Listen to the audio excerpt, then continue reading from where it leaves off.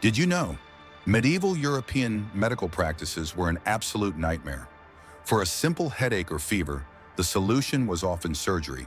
A small mistake, and you'd be subjected to bloodletting. Not to mention the dreaded enemas and amputations. If a patient recovered, it was considered a miracle from God.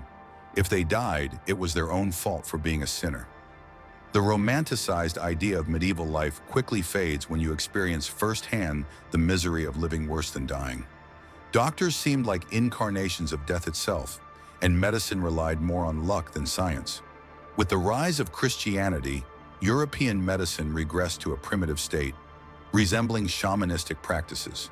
People believed that amulets, holy water, and prayers could cure diseases. Hospitals were run by monasteries, and treatments were more spiritual than medical. Monks and nuns treated the sick with hospitality, good food, and religious rituals, but actually curing them? That wasn't a priority. If someone asked why they were sick, the answer was simple: you have sinned, repent, and God may heal you. If hospitals failed, private clinics were an option, but the experience could be even more terrifying. Unlike modern, clean, and organized hospitals, medieval private clinics had a dark and eerie atmosphere. Doctors wore long black robes and enormous hats. During the Black Death, they even wore bird-beak masks, looking like grim reapers. The belief was that this attire would scare away the evil spirits possessing the sick. The canes they carried served both practical and symbolic purposes, used to lift patients' clothing without touching them, or even to physically beat them in an attempt to drive out disease. And the strangest part, have you ever heard of diagnosing illnesses based on astrology? Medieval doctors believed that health was governed by the stars. If you hit your head in March, bad luck for you.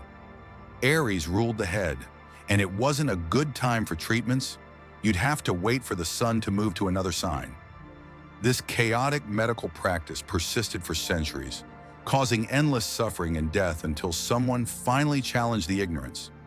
Hippocrates, known as the father of medicine, studied the human body and developed the theory of the four humors: blood, phlegm, yellow bile, and black bile.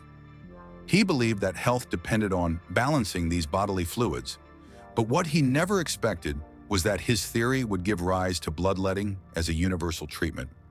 At the height of this practice, doctors believed that almost any disease could be cured by draining a patient's blood. This led to countless deaths, including historical figures. In 1799, George Washington, already elderly, caught a cold that worsened into a severe infection. As a firm believer in bloodletting, he allowed doctors to drain nearly half of his blood. The result? He died from extreme weakness. In 1685, King Charles II suffered a mild stroke. Without hesitation, his doctors performed successive bloodletting sessions, enemas, and other brutal treatments until he died. The poet Lord Byron was another victim. After an epileptic seizure, he underwent multiple bloodletting procedures until he succumbed to extreme frailty. Despite so many deaths, bloodletting remained a dominant medical practice for over 200 years.